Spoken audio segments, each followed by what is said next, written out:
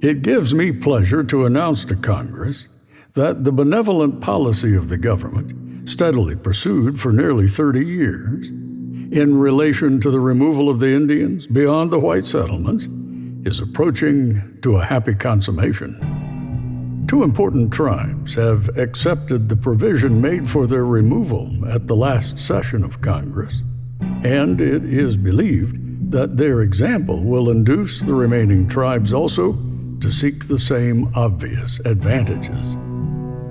The consequences of a speedy removal will be important to the United States, to individual states, and to the Indians themselves.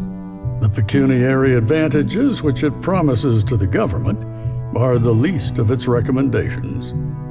It puts an end to all possible danger of collision between the authorities of the general and state governments on account of the Indians.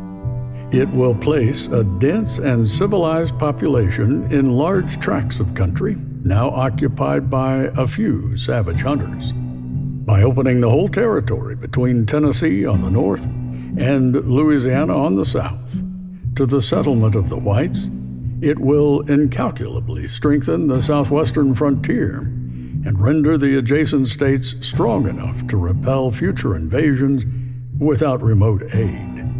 It will relieve the whole state of Mississippi and the western part of Alabama of Indian occupancy, and enable those states to advance rapidly in population, wealth, and power. It will separate the Indians from immediate contact with settlements of whites, free them from the power of the states, enable them to pursue happiness in their own way and under their own rude institutions, will retard the progress of decay, which is lessening their numbers, and perhaps cause them gradually, under the protection of the government and through the influence of good counsels, to cast off their savage habits and become an interesting, civilized, and Christian community. What good man would prefer a country covered with forests and ranged by a few thousand savages to our extensive republic, studded with cities, towns, and prosperous farms, embellished with all the improvements which art can devise or industry execute, occupied by more than 12 million happy people, and filled with all the blessings of liberty, civilization, and religion. The present policy of the government is but a continuation of the same progressive change by a milder process. The tribes which occupied the countries now constituting the eastern states were annihilated or have melted away to make room for the whites. The waves of population and civilization are rolling to the westward, and we now propose to acquire the countries occupied by the red men of the South and West by a fair exchange, and at the expense of the United States, to send them to land where their existence may be prolonged and perhaps made perpetual. Doubtless it will be painful to leave the graves of their fathers.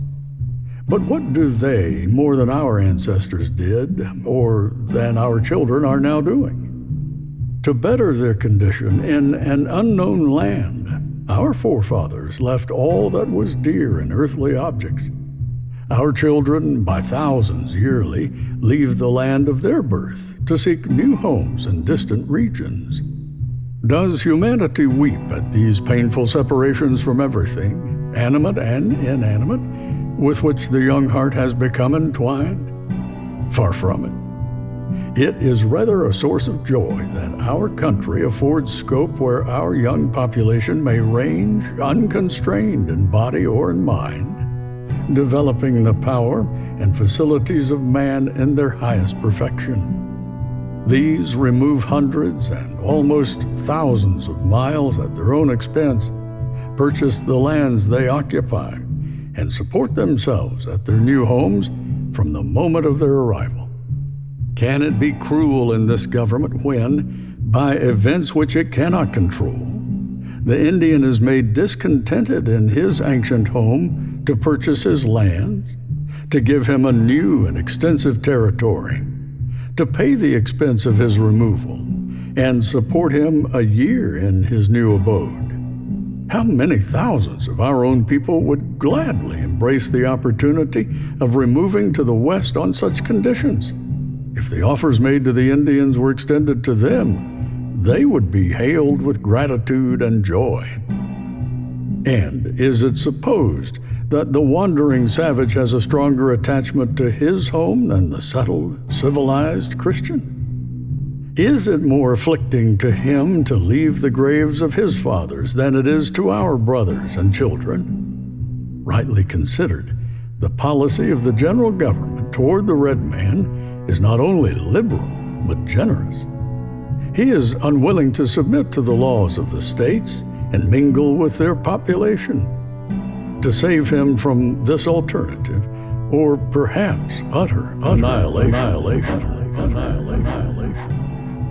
The general government kindly offers him a new home and proposes to pay the whole expense of his removal and settlement.